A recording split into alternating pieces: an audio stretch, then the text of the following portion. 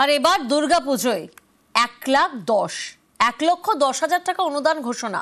পুজোয় ক্লাবগুলিকে 1,10,000 টাকা 25,000 টাকা করে অনুদান বাড়ালো রাজ্য।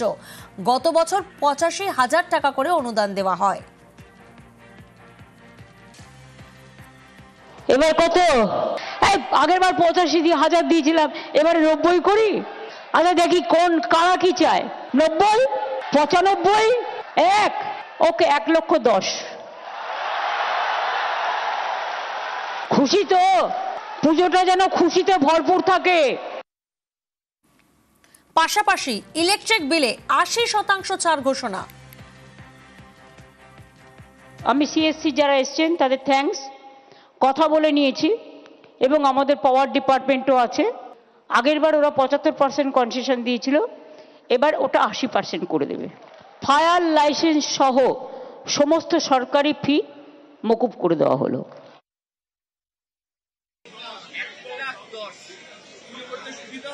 একদম 100%, খুবই আনন্দের ব্যাপার।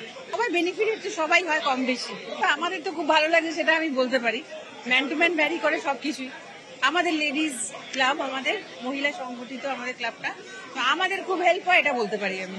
ভীষণ বড় পাওয়া, এরকম না চাইতে পাওয়াটা, যদিও দিদি দিয়েই থাকে কিন্তু আনএক্সপেক্টেড পাওয়া। 1 লাখ ভেবে এসে 1,10,000 সবসময় বাড়তিটা পেতে ভালো লাগে। বিশেষ করে যাদের পুজোগুলো খুব ছোট ছোট পুজো, তাদের বোধহয় এই টাকাতেই পুরো পুজো, পুরোহিত, মা সবাইকেই ওরা আনতে পারে।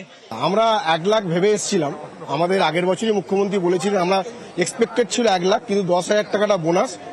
আমরা অসংখ্য ধন্যবাদ জানাই মুখ্যমন্ত্রীকে। মুখ্যমন্ত্রী যেভাবে আমাদের এই পুজো কমিটিগুলোর পাশে আছে। মিশন 26 বিধানসভা ভোটের আগে বিজেপিকে শুদ্ধিকরণের বার্তা আরএসএস এর অভ্যন্তরীণ রিপোর্টে। দলের ক্ষতি করছেন এমন নেতা কর্মীকে প্রয়োজনে দল থেকে তাড়িয়ে দেওয়ার পরামর্শ। বলল, দ্রুত বেনজল বের করতে হবে।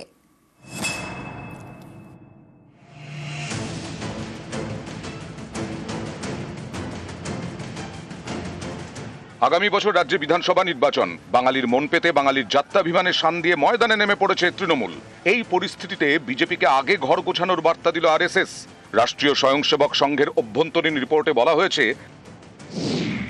বিজেপি কর্মীদের একাংশই বিজেপির ক্ষতি করছে। দলাদলি, লবিবাজি এসব চলছে। বেনজল ঢুকে পড়েছে বিজেপির অন্দরে। বেনজল বাদ দিয়ে কনিষ্ঠ কর্মী খুঁজতে হবে বিজেপিকে। যা করার দ্রুত করতে হবে। 2019-এর লোকসভা ভোটে রাজ্যে বিজেপির সংখ্যা অনেকটাই বাড়ে। লোকসভা আসন 2 থেকে 1 লাফে বেড়ে হয় 18। এরপর 2021-এ বিধানসভা আসন 3 থেকে বেড়ে 77। কিন্তু তারপর ধাক্কা। 2024-এর লোকসভা ভোটে বিজেপির সাংসদ সংখ্যা কমে 18 থেকে 12 হয়ে যায়। রাজ্যে একের পর এক উপনির্বাচনে লাগাতার হেরেছে বিজেপি। অভ্যন্তরীণ রিপোর্টে আরএসএস এর সতর্কবার্তা, বিজেপি নেতা কর্মীদের এমন কাজ করা উচিত নয় যা তৃণমূলের হাতে অস্ত্র তুলে দেয়। সেরকম হলে সেই সব নেতা কর্মীকে দল থেকে বের করে দিতে হবে।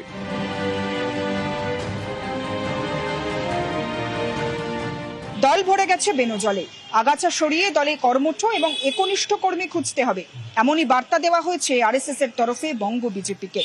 দলের ক্ষতি করছে দলেরই কর্মীদের একাংশ, সেই কর্মীদেরকে চিহ্নিত করে বহিষ্কার করতে হবে শাস্তির ব্যবস্থা, এমনই সতর্কবার্তা দেওয়া হয়েছে রাষ্ট্রীয় স্বয়ংসেবক সংঘের তরফে বঙ্গ বিজেপিকে নেতৃত্বকে। ক্যামেরায় বিপুলের সঙ্গে সুস্মিতা, নিউজ 18 বাংলা, কলকাতা। পাশাপাশি 26-এর আগে পাহাড়ে নয়া সমীকরণ।